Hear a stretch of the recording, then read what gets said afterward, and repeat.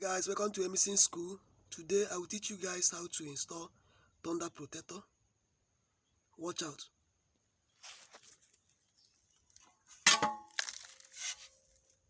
So I will dig here.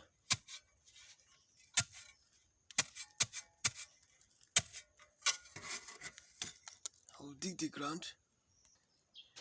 So this is the thunder arrestor, thunder protector. The Lord is the original one. So watch out. The Lord will enter inside.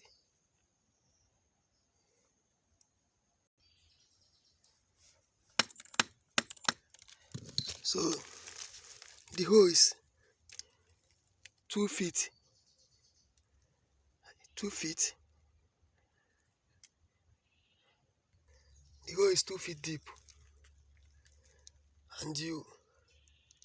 So after digging the 2 feet deep or any feet you wish, you put the earth rod inside and use your hammer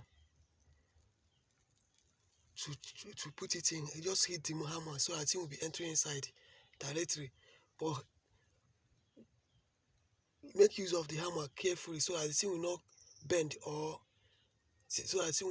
So make use of the hammer carefully